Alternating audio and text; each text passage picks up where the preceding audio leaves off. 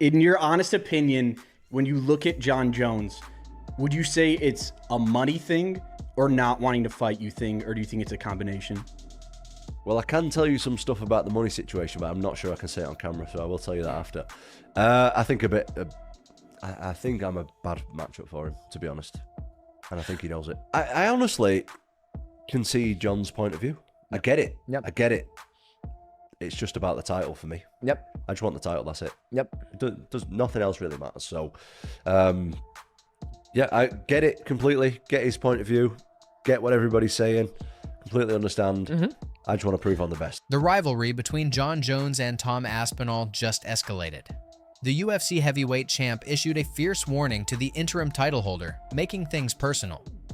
In a brutal response, Jones told Aspinall to shut your mouth and do as you're told. Jon Jones says you've had my balls in your mouth since you won your imaginary championship. Wow, what? I like that line. Tom almost effectively renamed the interim championship the active championship. I believe Tom to be the active champion. Jon just renamed it. He renamed it the imaginary championship. I gotta tell you, like, that's great work by Jon. It sounds like Jon is being challenged. He could end whatever this is. Jon could end it. He could end something that he doesn't want to keep continuing by saying one word, which is yes. But you want to know something? Jon could also end this by saying one word, which is no. Plan to do one more. My plans have not changed for you. Plan to fight Stipe Miocic. But that's not all. Tom Aspinall has fired back on social media, adding fuel to the fire. The UFC heavyweight division is now in complete chaos. We're breaking down everything you need to know about this heated feud, the fan petition gaining momentum, and its impact on the title picture. Only sport in the world you can have somebody hold your career back. Yep. I've been almost a year inactive with no prospects of anything. Just be ready, and we'll just let you know. Yeah. And that's kind of difficult, like, mentally to...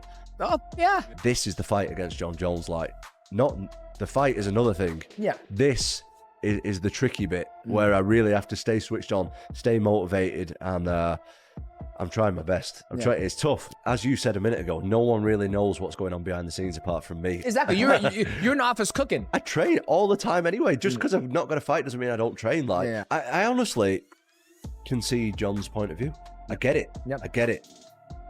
It's just about the title for me. Yep. I just want the title. That's it. Yep. Does nothing else really matters. So you're like, let me do my thing. Let me fight. I just want to fight. And I think that's the respectful way to go about it. It's like, you don't care if it's Jon, and it's no disrespect to Jon. It's no disrespect to anybody out there. You're just trying to fight. Yep. I just want to fight. Yep. Aspinall recently appeared on Demetrius Johnson's Mighty Cast, where he vented his frustration over the stalled title unification fight. I've been inactive for nearly a year, and I'm just being told to wait, he said. I don't care about fighting Jon Jones. I just want to be the undisputed champion. The interim heavyweight champ has held his title for over 500 days without a unification bout in sight. According to Aspinall, the delay is taking a serious toll on his mental health and motivation. But then things got heated. Jon Jones caught wind of the interview and fired back with a trademark blunt response. In an Instagram comment that quickly went viral, Jones wrote, "Shut your mouth and do as you're told," punctuating the jab with a laughing emoji for added sting. This wasn't just casual trash talk. It was a full-blown power move. Jones made it clear that he's calling the shots and isn't about to be pressured by the interim champ. The drama is boiling over, and fans are divided. Will the UFC force the unification fight? Or will Aspinall be left in limbo? One thing's certain. The beef is real, and it's getting personal. Well, the interim championship shouldn't have been there in the first place. The only reason why there was an interim championship fight was because I got hurt and they needed to keep the importance of that Madison Square Garden event. But Sergey and Aspinall shouldn't have been fighting for an interim title in the first place. They should have just been a replacement fight. I think making it an interim fight was premature. And now you have a bunch of confused people. When you have a dominant champion that's been around as long as I have, there was no reason to... But the MMA community isn't staying silent. Frustrated UFC fans are fed up with Jon Jones holding the heavyweight division hostage, and they're taking action. a petition has been launched on change.org demanding that UFC CEO Dana White strip Jones of his title. The petition states, Jon Jones is now the longest reigning champion in UFC heavyweight history and has only fought twice during that time. There is a clear interim champion, Tom Aspinall, who has defended his belt. Aspinall is ready to fight. Jones refuses. The pressure on the UFC is mounting fast. You know, I don't want to sound arrogant, but I think what it is being so good at what I do that it's just almost never enough. I'm very aware that, you know, that the Tom Aspinall is like, it's making more headlines than Stipe. You know, when I win, there's always an excuse, well, oh, he really wasn't that well-rounded, and it's hard to compare to any other fighter because I don't think any other fighter in our sports history has ever had to deal with it.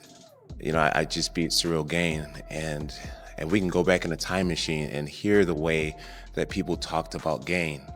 You know, and then as soon as I beat him, he's like, oh, well, he wasn't that, or he's this, and like, so it's a very interesting place to be in, and it just is what it is.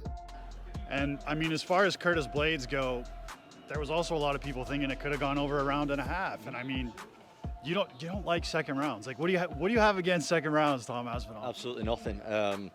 His coach said in the build-up, we're going to drag him into deep water. We're going to drag him to the later rounds.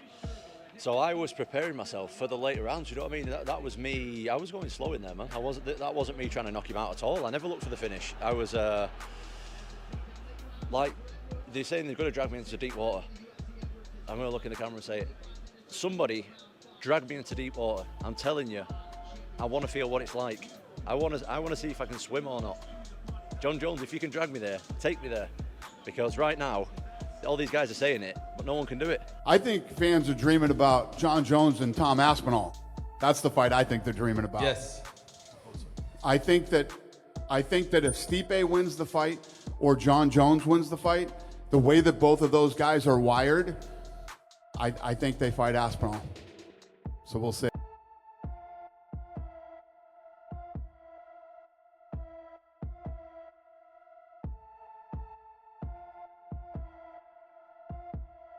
Defend your belt against Aspinall, who has the interim title? More than likely not. More than likely not. I get that Tom is an exciting fighter. I get that finally, after 16 years, we found somebody who's 7 years younger than me and 30 pounds bigger than me.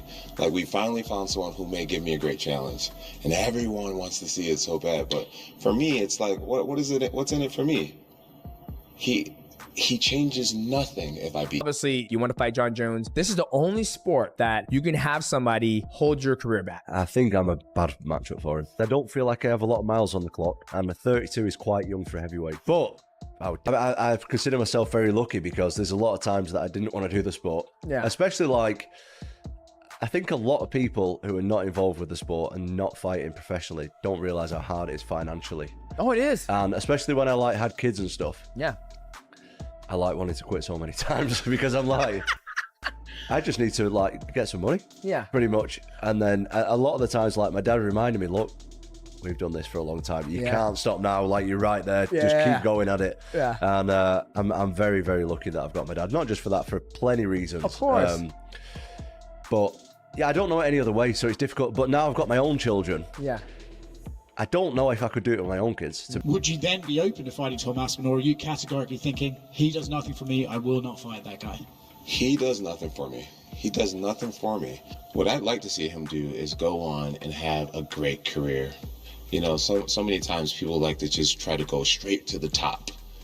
You know, and if we're in a business setting where he is and where I am, he wouldn't even be crossing paths with me. He wouldn't even be talking to me. I believe I'm at a place where I deserve to be able to say, I don't want to fight that guy. I want to fight this guy. I want to fight that guy. And that's why I'm be more than willing to relinquish the belt. I don't feel like I need the heavyweight championship of the world. I feel like what I've created for myself is almost bigger than belts. So the main goal is to get past Stipe.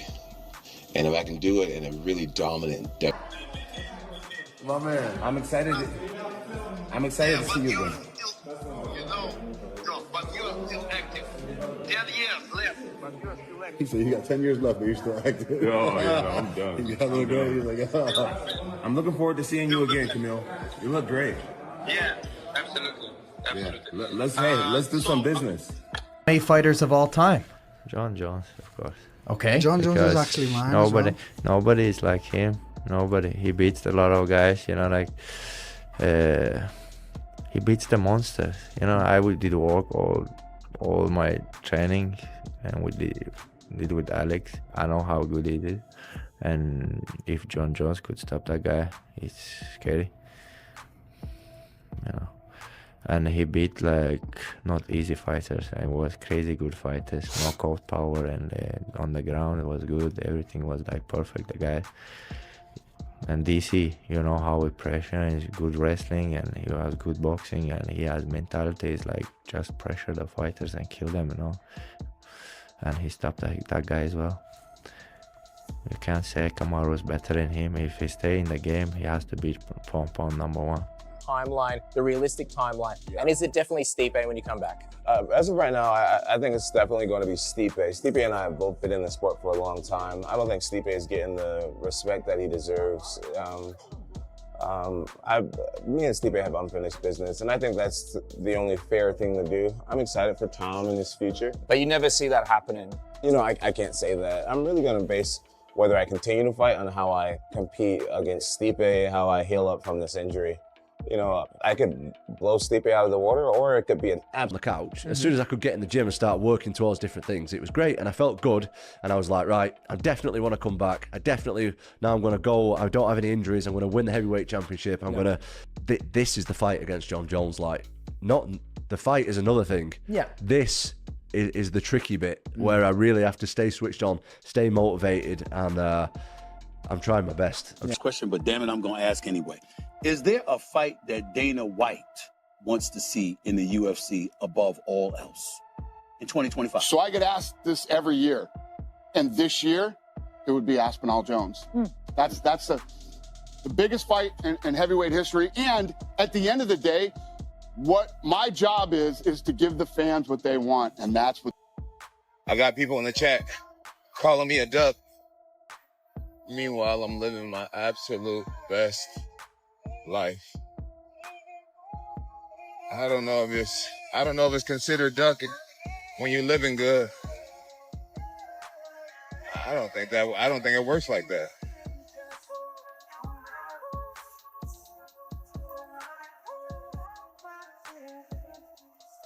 Has to be in control of it.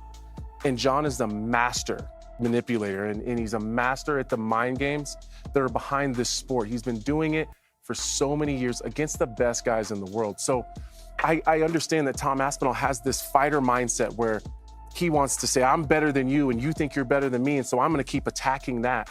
Jon doesn't care about any of that. The person who cares the least in every negotiation wins.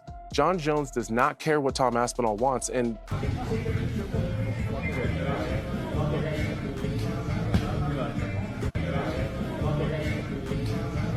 if you're Jon Jones and you're fighting a guy like Tom Aspinall, how would you bring the war to a guy like Tom? He's doing the right thing. He's no selling. Like, he's acting like he does not matter. Make him just angry and just don't give him what he wants. Don't give him what he wants until eventually, yo, did you see the house Jon Jones just bought? Hey, Jon Jones doing all right, though. Did you see Jon Jones' house? I said congratulations. Jon Jones doing all right, man. Jon Jones don't need Tom Aspinall. No, he doesn't, but if he was, let's say, dude, because you never know. You think he should fight this guy? No, I think. Right. Jon Jones wins the title in 2011, and from then on has fought more fights as championship fights than he has other fights. So he's the most accomplished. I remember when I locked on to him as far as static strength goes, I've never felt anybody like that in my life. Here's one memory I have. I'm in his guard, we're working, he grabs both my wrists, and I kind of sit up for a second, and I can't release his grip. He literally scoots his ass out, pulls his ankles behind him, and stands up with my hands. I want to be undisputed champ because I feel like I deserve a shot at it. That being said, I'm also a professional fighter and I'm not fighting at the moment. That isn't really my fault though. That's more to do with the UFC. They really want to make the fight with me. Going up for a paycheck, that's not the Stipe of old.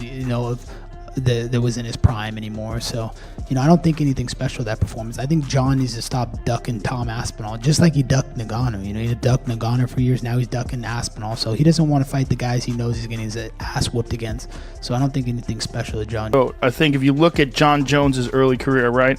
Jon Jones wins the title in 2011, and from then on has fought more fights as championship fights than he has other fights. So he's the most accomplished for sure. Wins the title, the earliest, youngest guy to ever win the title in the UFC.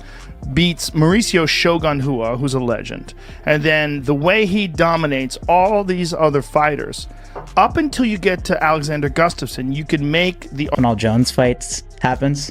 It's got to happen. I was sitting next to Tom the other week at the UFC in London and talking to him about it. How do you think that plays out if they fight? I'll be honest, Tom's a friend. I love Tom. He's one of the coolest dudes in the whole of MMA. Even though Jones is getting old, I just can't pick against Jon Jones. The one thing I do think Jon Jones has got the best in the world and the best ever is his fight IQ. He has a perfect game plan to beat that person.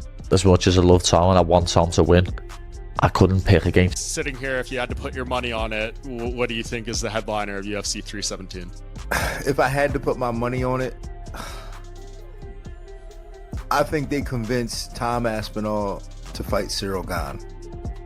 Okay, that's. I think if I had to put my money on it, I think that's the one that's being this far out. Like we're a couple weeks away, and it's 2 months. Yeah, we're 2 months out, and I think that they'll throw a number. Jon Jones that you saw will not be the Jon Jones that fights Tom Aspinall. Teddy Atlas. I had this conversation with Teddy, and I said, Coach, he's not missing. He's spinning around backwards where he can't even see the opponent. I don't think he missed a shot against Stipe. When I spoke to Tom said he was watching slow motion. He said, I got all the respect for Stipe, but he was simply too slow, and Jon was too slow. Not one of those spins, not one of those. Had to put your money on it, what do you think is the headliner of UFC 317? If I had to put my money on it, I think they convinced Tom Aspinall to fight Cyril Gane. I think if I had to put my money on it, I think that's the one that's being this far out. Like we're a couple weeks away, and it's 2 months. Yeah, we're 2 months out, and I think that they'll throw a number. Like Tom wants to fight, and he'll be like, all right, I'll fight. Is Jon Jones scared to fight you? Yes, Jon is conning the public. The fact that he didn't want to fight Ngannou for 3 years and now he's not wanting to fight me for over a year. Is that fight fucking happening? The UFC are saying that it's going to happen. I think it's down to him and Dana. Dana loves Jon Jones. He's trying to grease up his ego. Aspinall to me is no difference than an Owen St. Prude or Dominic Reyes or Anthony Smith. Be like just another up and comer that's exciting right now. And I'm not into gambling my legacy for what's exciting. And Jon, if you're not into gambling your legacy, that to me sounds like you're scared of him. And the work that he's put in, or lack thereof, I think he could have a tremendous future in the UFC. But the only champion he's ever fought against or beat was Andrei Arlovski, who way past his prime. So it's like you're beating guys who aren't even champions, and you consider yourself a champion. I would say the person that's most deserving, it would be Alex Pereira. Alex has beat many champions. He's knocking out everybody left and right. Type of fights that I'm looking for. When you say the Tom-Jon fight would be the biggest of all time, you're talking even bigger than the Brock Lesnar days at heavyweight as well. Be the biggest heavyweight fight in UFC history by a long shot. When you look at that fight stylistically, right, as you said, Jon, still amazing, still incredibly varied attacks, great IQ, but it would seem that Tom's advantage would be in the speed. When you look at that fight, how do you break it down and how do you think that could play out? I have no idea. I mean, I don't know what Jon's going to do. Jon's one of those guys that I was saying earlier has the highest fight IQ. He's like fucking Elon Musk in the Octagon, okay? This guy is brilliant in there, and the things that he pulls off, like you didn't see any of the spinning elbows tonight that he does normally. He did all different shit tonight. I'm sure he sat down and watched Stipe's tape. Every time I speak to him, he talks about you being his inspiration, you being his favorite fighter, you being the guy he wants to be like. He looks up to you with the utmost respect. I mean, I was just talking to him about you, and he adores you. He's in a tough spot right now. I don't know how much you follow, but he's waiting for Jon Jones. Does he move on? He feels like his career is being halted by one man. What advice, if any, would you give to Tom Aspinall, who I think is very frustrated right now because he thinks he's the best, but there's a guy holding him up? I think Tommy needs to focus on the next task. I remember when I lost to Matsura, I was making the mistake of trying to focus on Matsara to get my revenge immediately. But I had a few other fights lined up before to get to that. And if he's only focusing on Jon Jones, and if Jon Jones does not come back right away, he's not focusing on the right thing. He needs to focus on what is next, the next path, because the rest it's a distraction, you know. And things that needs to be done will be done. You know, I don't know what Jon will do, but as a fan, I would love to see this fight. I mean, because in terms of legacy and accomplishment, Jon Jones is the best. You know what I mean? And I understand Tom from his point of view that he's a proud fighter. He wants to be the best, but now it's all depend on what Jon want to do. If Jon still want to do this, if he's compensated fairly, all that plays. So Tom should not focus on that because it's outside of his control, and he's wasting a lot of energy focusing on that. And I know it's very hard, but he needs to sort of self-hypnose himself to focus on the next thing and be hungry about the next task. And by doing this, only focusing on the next thing, he's going to build up